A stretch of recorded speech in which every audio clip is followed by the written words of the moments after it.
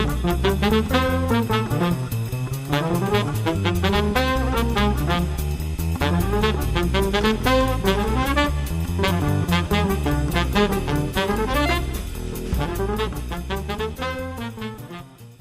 to the Business Brains and the Bottom Line podcast. My name is Paul Delegre, your host, and my guest today coming to you from the UK is Julian Reading. Welcome to the show, Julian. Hey, Paul, it's great to meet you. I really appreciate the invite, and I'm really looking forward to speaking with you. Oh, thank you. Yeah, so you work for actually one of our partners, that one of the products that we resell, Hitachi Vantara, and you're sales enablement field consultant. But really what I wanted to talk to you about is I know you've written a couple of books and you really you like helping people and you're in the sales game. And I've been in sales a long time too. So I'm always interested in hearing different philosophies on selling.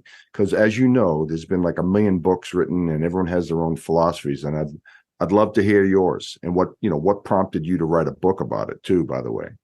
Well, the first thing is that it was coming up to lockdown. I've got a few cars and I take people to proms, weddings, special events, that sort of thing, Paul. Yeah. But obviously in lockdown, I couldn't do that. So I wrote my first book, and because I work for a charity that specializes in end-of-life care for children. And the fact of the matter was that obviously I couldn't raise any money because there was no events happening. So wrote a book, and every penny, every dime, every cent of what I earn from the books goes straight to the Children's Hospice. It's the most wonderful place, and very fortunate to work for it. But also, I love helping people, Paul. This game we're in is really hard. It's really tough what we do. So I love sharing how, what made me successful. I sold just over $500 million worth of software in an 11-year quota carrying career. I brought behavioral science into it, different ways of doing things than the traditional ways. And what actually prompted me to write my book was this move away from relationship-based selling. I believe relationships, Paul, are key to everything. So in my second book that I talk about with More Selling, it's all about understanding what your customer wants and putting your customer at the center of a buying journey, rather than some of the let's just say some of the more controversial methodologies that were through at the time. But I know what's worked for me, and people trust me, and that's why they buy from me. And I think that's the most critical element. Yeah. So in your new book called MedPick, I hope I pronounced that right. Yeah. What is MedPick? Because I know there's all sorts of sales methodologies out there. There's the Miller-Hyman, there's the Medic, there's all sorts of the BANT and different things. So where do you fit into this thing, and how are you different? Well, so I've taken MedPick as a framework because it's a recognizable framework. It stands for metrics, economic buyer, decision process, decision criteria, path to funds, identify pain, champion, and competition. It's different from Medic because of path to funds. Now, for me, understanding how anything gets signed is a critical skill for any salesperson. Right. So I coach on mapping that out. And what I've done is taken the MedPick framework, which is for me the immutable law of selling, and I've built a lot of behavioral based content in it. So for example, in decision process, I teach rank versus influence, how to actually map to a persona, the difference between left brain and right brain thinkers, really getting under the skin of your customer and understanding what their perception of value is, not what your product brings. Because people buy outcomes, Paul. They don't buy the product, or else everyone will just shop on Amazon. I always say in competition, we make the difference. The salesperson makes the difference. I have beaten bigger companies than me, Paul, who had better technology, and lost to inferior companies that had worse technology. What's the common denominator there? People. Me, absolutely, man. Yep. Yeah. So, you raise a good point. It's sometimes we sell to what we think is important. I think that's a mistake, right? I think finding out what the customer's goals are and their objectives are is critical to what we do. 100%. I'll let you into one of my first little secrets. Okay, let's hear it. If you look at Hollywood movies, right, Paul, 80% prequels, remakes, or sequels. Why? Because we as human beings love certainty. Yep. So certainty is our own perception of value. So if I was working with you, Paul, what I'm going to say is I've loved meeting with you today. Can you just tell me, what did the last successful project look like? So all I'm going to say is that one question, then write down everything you say from the back of that, because you're going to tell me your perception of value, what good looks like to you. And guess what I'm going to do with you? I'm going to make the sequel. I'm going to listen to your language. I'm going to map a mirror. understand your values, because that's what someone buys. They buy their perception of value, and it's different. And that's such a great point. But I think sometimes we get away from that. We forget sometimes I've got to kind of slap myself into saying, hey, because everyone's buying criteria is different, depending on who you're talking to in an organization. If you're at the C-suite level, right? Or if you're at the mid-level managers, everyone has different criteria, and you have to sell to that criteria, if I'm understanding you correctly. Yeah, absolutely. Yeah. So I think that, especially when you're selling to C-suite, Paul, I think that's a critical thing to understand what their perception of value is and what they buy. Yeah. The C-suite typically, like you touched on earlier, they're buying outcomes. They don't care. We're in the technology business. So, they don't care about speeds and feeds and how many ports on a switch. They want to know, is it going to work? Is it going to help my business? And, can this be implemented in a timely fashion without any downtime and damage to our business? Absolutely. And let me just throw in a little curveball there. Does it help me? Does it help me, Paul? Does it help me deliver my value as well? Does it help me hit my goals for my team? Because I talk hugely at Hitachi about sustainability.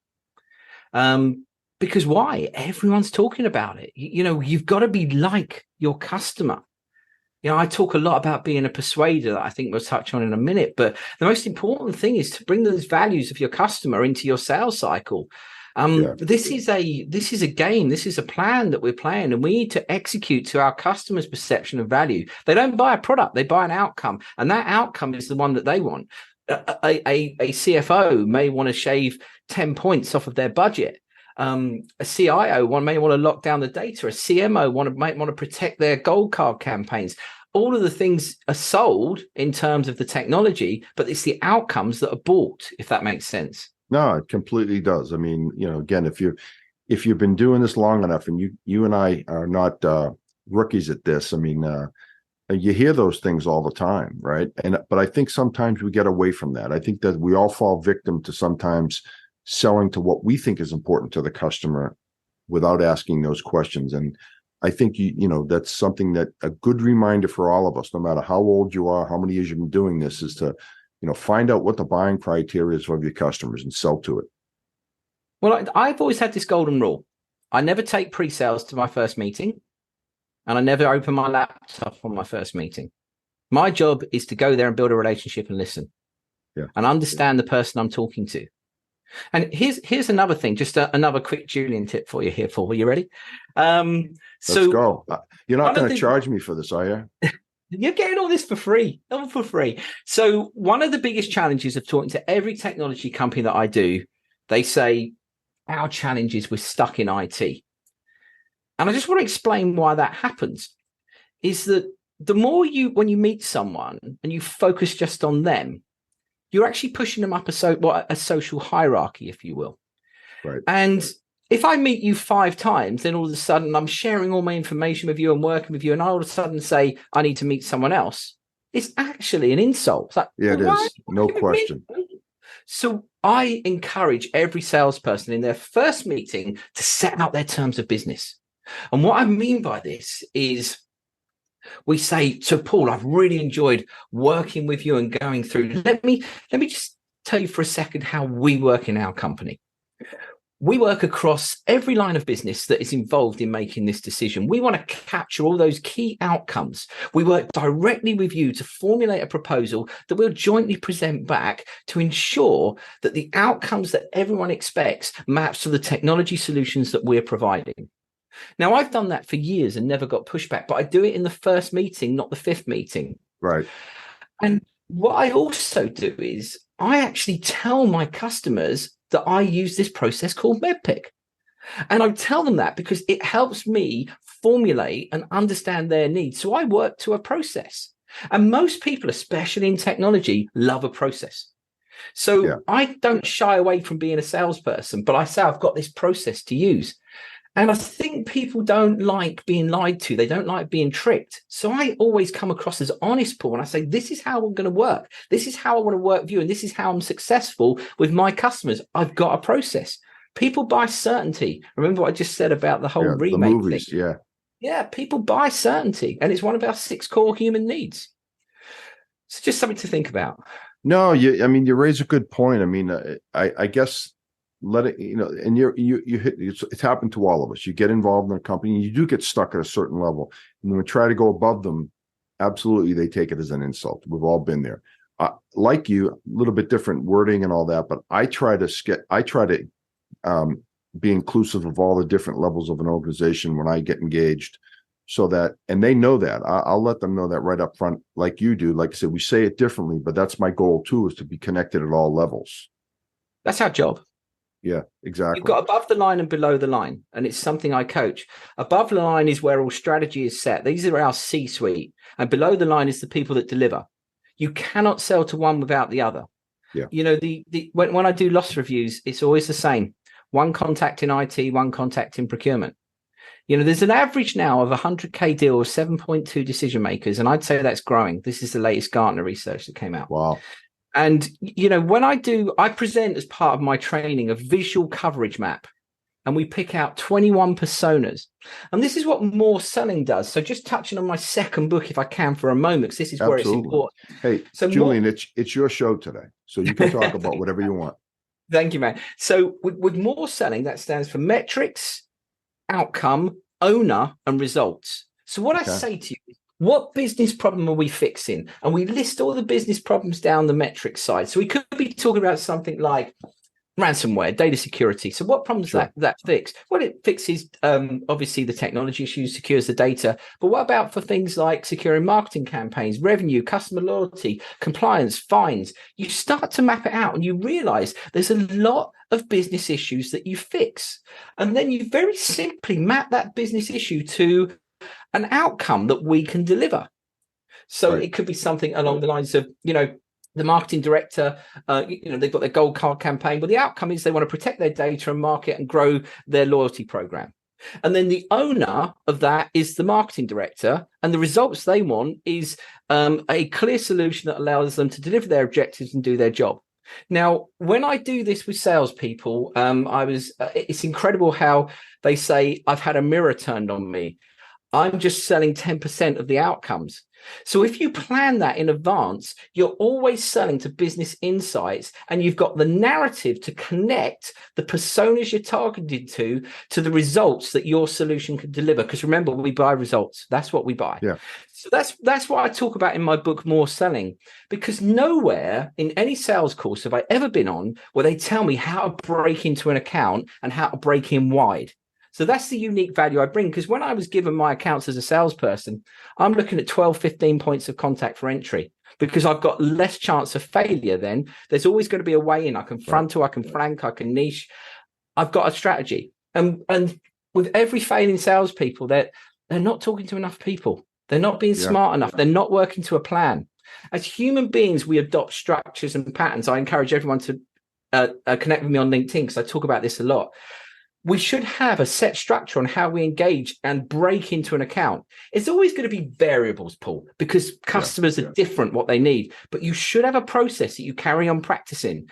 Why are sporting greats, Michael Jordan, why is Tiger Woods, all these people, why are they so good? Because they developed a process and they practiced and perfected it.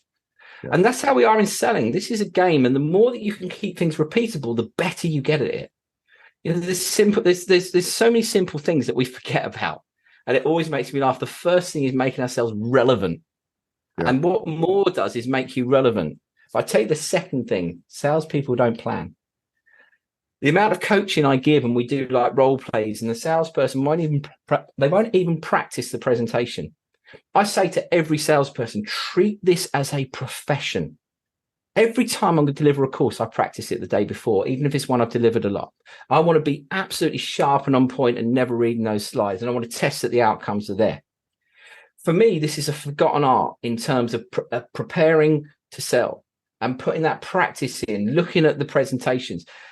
I never, ever open up with a massive screenshot of everyone I've sold to. No one in that C-suite cares. Not at that point. Do you know what I open up with? I open up with insights. I talk about their business, and those insights I then develop into business issues because they are only interested in their company. It's only at the end do I bring in the proof point of how we can do this. It's about how the brain makes a decision. We look for mirrors. We look to recognize at the start. So many salespeople present things the wrong way round. I've got, and you'll see in my book, More Selling, it's the 6 steps to close, and actually starting every single discovery campaign with capturing insights that you're going to sell to the C-suite. Not selling your product, insights about that business and the problems you're going to fix, because step 3 is they calculate for themselves the cost of change or not changing. Right. So I encourage everyone to read the book, and I tell you, it goes into a bit more than what I've just talked about. Yeah. No, it's funny. I would touch on something you talked about earlier about you wrote the book during the pandemic. Similar to me, I started this podcast during the pandemic. Just because think about, we're all sitting at home, and the producer of this show, CAS at Tornrat, is a friend of mine, and she has a media company. She's like, hey, man, let's do it. So that was kind of the impetus for me as well. And I'm coming up on my 3-year anniversary right now. Oh, congratulations, man. Well, I reached out to you because I'd heard about it. So you're famous all this side of the pond, mate. Well, it's funny. I had someone from Copenhagen on last week. We did a record. I've had several people on from overseas. And it's funny, the more connections I make on LinkedIn, I had someone from Australia on, and I'm getting downloads all over the world. Now, I'm not quite Joe Rogan yet, Julian, but, there's only one of him. It's nice to know you're speaking to lots of people. My books have sold in 31 countries now, and it's one of the greatest feelings ever. When you talk, the things you talk about are really so simple, and they're easy to understand. I think that's probably what makes it work, is because you don't want to go. Some of these like courses, Miller Hyman, and there's like a million different variables. But I think if you come with like a 6-point plan, I think it makes them more digestible for salesmen. And would I be correct on that? Absolutely. I mean, I've been on a number of courses and I've just left confused. What do I do next? What I want is someone to show me how I can simplify this job, because there's so much we can't control. Right. You and I can team up, right, Paul? We put in a multi-million-dollar bid, and everyone on the board loves it. We get it signed off, and the CFO goes, hang on, the results aren't there. I've got to pull the budget. We'll have to do it later in the year. You and I can't stop that. Yeah, we can absolutely have done the best of proving value, but if you've got a CFO that sat there and said, we're not going to spend the money, they're not going to spend the money. And those variables can happen. I once remember driving up in the days. Do you remember the days, Paul, when you used to drive to a customer and get a wet signature for your contract? Do you remember those days? Unbelievable. Yeah. I'm driving up the freeway to go and sign a multi-million-dollar deal with one of my customers. And I've got the radio on, the business news, and an announcement that the customer I'm going to see has just been subject to hostile takeover. Oh, God. I get to the building, there's not a C-suite there that I was going to meet. How could you control that? Now, that's funny. That's funny. That's a story you can tell today. At the time, I'm sure it wasn't, but that's funny. What it is, yeah. I mean, this was the days when Siebel used to sack the bottom 15% of non-performers as well. So that's the lesson, to always have a backup. I've always got a plan B. That's another important thing. I always have a plan B. But things can change. But the more simple we can make this game, because I think, lots of these companies have come along, and I'm not going to name them, but they've overcomplicated things. We've got to be this. We've got to be that person. If we just focus on being us. Yeah. I teach the 5 principles of persuasion, and likability, I think, is so important. If the first principle of persuasion is reciprocity, which I live by. What can I do for you, Paul, before I ask you to do something for me? Right. So if I can go to my customer and I'm focusing on how I'm going to help them, not what I'm going to sell. I don't care what's on my truck at the start. I'm focusing on them, how I'm going to help them. And I'm trying to be this person that is like them. Connecting with them. When you and I first spoke, we're looking for these common grounds all the time. Well, that's us as human beings. Everyone tries and craves to make connections. This is wired in us. And if we go in with that mentality that I'm going to help you. You've got a problem, I'm going to help you see it, and I'm going to fix it for you. And I've got this simple process. Then that's going to set you aside, because competition is other salespeople in our accounts. not the products. It's other salespeople. So I'm focusing on being a human being first. How can I help someone? How can I promote them? Every champion at the last, the Sea of MedPick, every champion I promote in that business, I talk to all the C-suite about how good they are, and I promote them up. You should help people, because what goes around comes around. You can make a big impact in this world. So instead of trying to sell, try and think about how you can help. It's a big difference. Yeah, no, great point. Again, that's why I love talking to people like you, because I have certainly my philosophies, you have yours, and it's always refreshing to hear something a little bit different than what I'm used to, right? Or I haven't heard for a while. So that's great. So you talked, I think in one of your books, you talk about limiting beliefs holding you back. Talk about that a little bit. Yeah, this is a life lesson, okay? It's a thing that I look at. Yeah, not just sales, by the way, right? Limiting beliefs in life, right?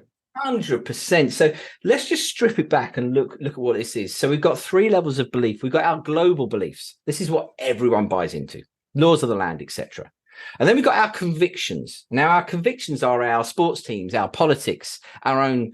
And then we've got our limiting beliefs, or our psychological rules is the technical term, but I still call them limiting belief, because our psychological rules, they determine what we do. Now, let me give you a real example of this, okay? And this is what holds us back as salespeople all the time. Just before Christmas, I was working with one of the sales guys that I mentor, and he was struggling. So what I did was, for 2 hours, I'm workshopping with him, and I pulled a more assessment against one of his big clients. And I built a conversation narrative for the top 8 execs that we defined in there that we were going to talk to and bring value to. And got their numbers off of our database and pushed over the plan. And I said, right, let's get after it. And it's Friday, and it's 2:00 on a Friday afternoon. And the guy said to me, absolutely, Julian, first thing Monday, I'm on it. I was like, what? Why? He said, well, I'm not going to do it now because these are important people, and they'll be thinking about the weekend and probably trying to go home, and they won't want to take a call. I said, how do you know that? Well, I don't, but it's much better to get them on a Monday morning. I said, who said that? Now, the point of this, he'd made up all those rules in his head. There was no evidence to what he does. And the problem he had is that there's someone like me that is going to pick the phone up, because I don't care. I don't have that filter. My job, there's no difference between 3:00 on a Friday and 3:00 on a Wednesday and 3:00 on a Monday. These are business hours that we've got to make. But he put that limiting belief in place that these people did not want to hear from him. So do you see, I can give you 1,000,001 examples of this happening. And I can tell you, everyone that's listening to this podcast, they're putting something off now, and they haven't got fact, reason, or evidence to do it. There'll just be a reason they're not doing it. It might be doing their tax return, cleaning their cupboard out, or whatever. But limiting beliefs hold us back. But on the contra side of it, if we do something we weren't going to do, that actually makes us feel better. Yeah, it does. I 100%. And adrenaline, and we're like, yeah, we smashed it and got it done. Because here's the thing, I talk a lot, and I'm just writing a new book at the moment, and I talk about how dopamine controls us in our body and understanding our reward framework. I'm like this all the time. I'm charged, I'm motivated, I'm amped, because, for example, today, I've been really excited about talking with you. Really excited, and it's a great time. And therefore, I can bring so much energy. Every time I'm delivering a course, I'm focusing on what the experience is going to be for everyone sitting. Every time I'm going to a custom meeting, I'm thinking about how I'm going to use that meeting to advance my sale. And so I'm setting my rewards against the activity, not the end outcome. Too many salespeople think about the end, signing the contract, and not really focusing on that moment, living in that day, living in that moment, and bringing that energy, bringing that passion. So there's so much that we can learn about our own beliefs and changing those. Mine was absolutely about bringing energy, because the moment I start putting barriers in the way, I'm putting barriers for myself, no one else. Right. The people that I identified to call, they haven't got my target. They haven't got my sales problem. They haven't got the fact that I could lose my job. They're doing their own thing. So my job is to call them. But it's extraordinary. I get pushback all the time. And when I say, show me evidence of that, there never is. It's just an opinion. That's right. I've been finding WhatsApp awesome recently to get hold of senior people. I haven't got any evidence or science behind that, but I've been finding it to be a really good tool. I said to someone the other day, why don't you try it? He said, oh, if I WhatsApped any of my customers, they'd never talk to me again. And I said, how many times have you tried it? He said, none. So you see, you should always look for fact and evidence before making a psychological rule about something. Otherwise, it'll just be a limiting belief.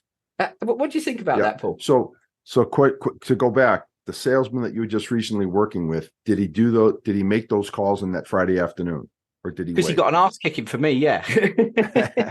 Yeah, you don't look like the type of guy that is going to take it laying down. That's for sure.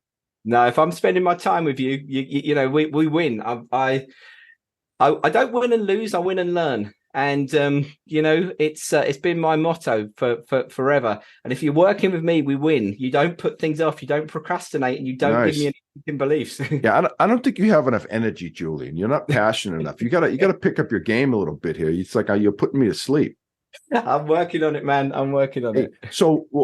So I do want to ask you. So we are partners with your company, but so you're a sales enablement. What does that mean in English? What are you actually doing? You're helping guys close deals, helping guys educate them on sales, or you're a hired gun?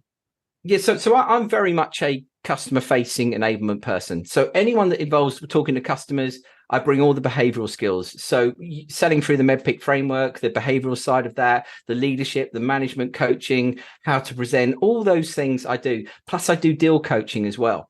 So where my strength is in closing big deals. And it's being able to spot what's going wrong before the salesperson does. So for Hitachi, I've embedded MEDPIC, and MEDPIC is for me the best tool that there is, because it shows me what I don't know. What hurts us as salespeople, you see, this is the other methodologies that you spoke about. They don't tell me what I don't know, and MEDPIC does. And when you get used to it and get practice with it, so I teach people how to inspect as well. So that's my day to day. I still sell. Yep. I can't not sell. I'm selling all the time. You know, this is the only thing I can do. So are you traveling all over the world for opportunities? What's your territory? What's your patch? My office is Heathrow Airport, and my patch is the world. So far this year, I've been to Adelaide, Perth, Melbourne, Sydney, Singapore, Amsterdam, Munich, London, Santa Clara, San Francisco, Dallas, Chicago, Mexico City. That's just this year. Wow. And you know, I love going to other countries. I love, because the basic rules of selling are there. You know, everywhere is different because of how people sell. And I always say, I'll give you the tools, but it's your job to interpret them, because at the end of the day, it's your number.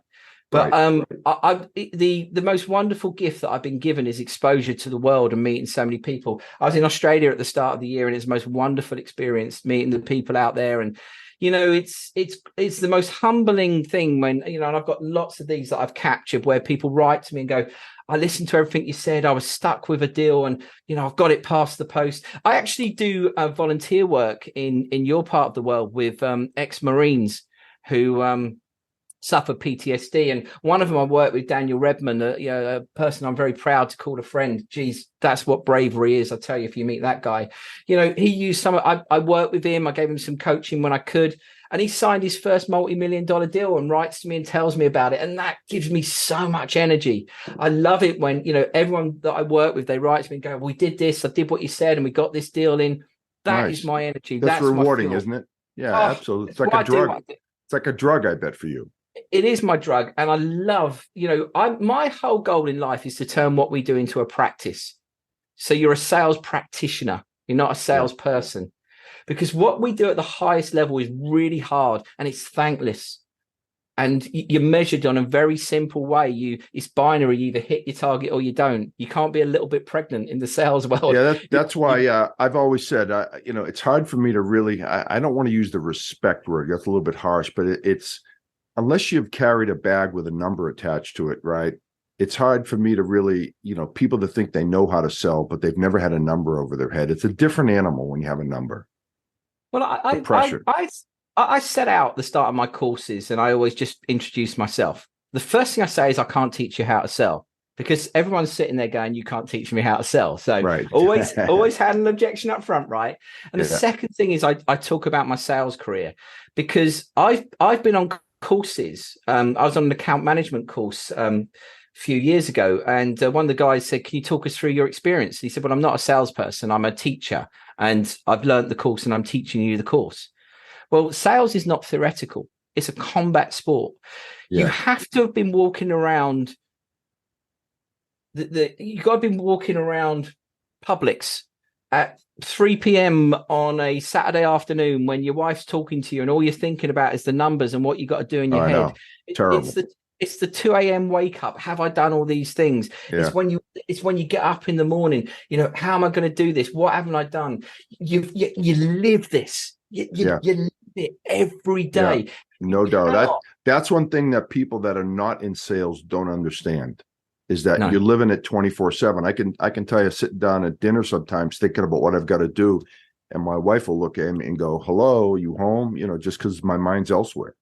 Well, my wife always used to say to me, why does every conversation start with, you're not listening to me, are you? So, but the thing with sales is that you learn so much through experience. You learn about all these the wonderful world that is people, that is humans, that is decision making, that how to be, and all these elements to practice. And it's so complex, and you work so hard for a year, and then March the 31st comes, it's the end of the year, and you're on 160% of your number. You're going to club, and then on April the 1st you're at zero. Yeah, you've worked so hard, but every year you've got to reset and you've got to re-go again. This is a hard game, and I've never ever bought into the fact that you can teach someone how to sell if you've never sold. Yeah. Never. No, it's hard. So Julian, if someone wants to get your books, where can they get it? Because I'm not gonna lie, I read a couple of excerpts from it, but I plan on reading it because I think it sounds like a great information. It's a good read. Plus you're a good guy. And Thanks, I think you've got a lot of good things to say. So if someone wanted to get them, what are the names of them and where can they buy them? Well, they're on Amazon, and here comes the shameless plug. Are you ready? It's called The MedPick Advantage, More Selling, and my first book, The Sales Journey. If you type MedPick on Amazon, I'm number one choice on that. So all right, you'll find it from there. I would. And to everyone that's listening, if you could buy the book, that would be amazing. It means the world to me, but I don't take a cent out of it. It goes straight to my children's hospice. And just very quickly, the picture behind me here, is, if I can, Paul, just one moment. Yeah, go ahead.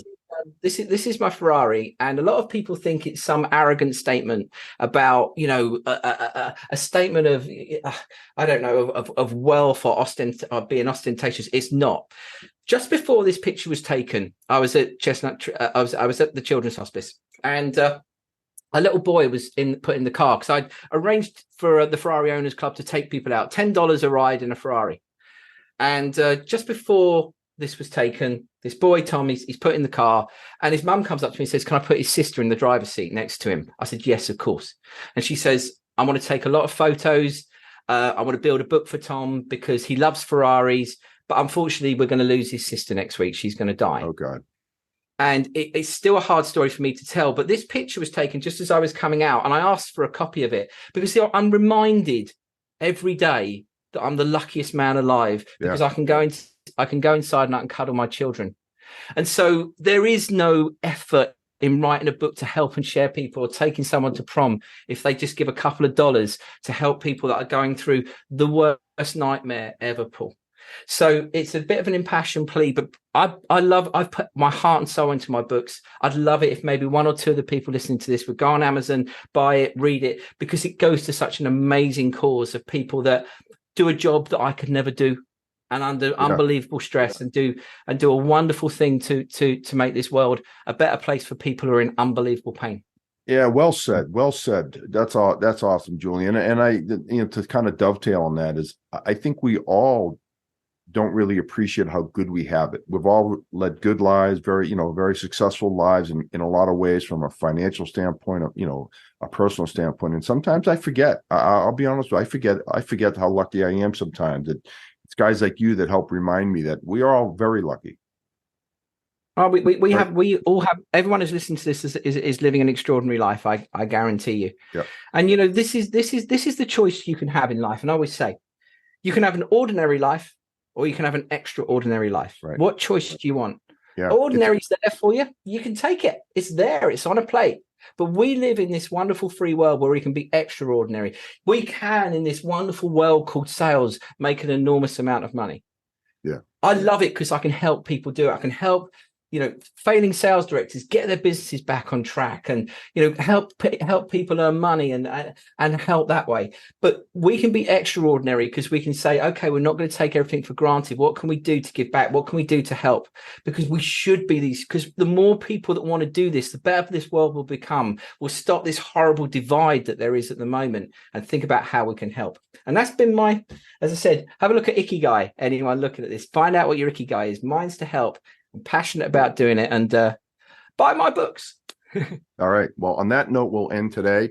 Julian, thanks so much. I may call you up for some coaching. Who knows? Whenever, man. Whenever, right. buddy. Yeah, anytime, man. But we're partners in life. Anyone that's in sales is my partner. They're my brother. They're my sister. And for me, anyone that needs help, connect with me on LinkedIn, and I'm always there. Sounds good. Julian, thanks again. And that's a wrap for Business Brains and the Bottom Line. Until next time.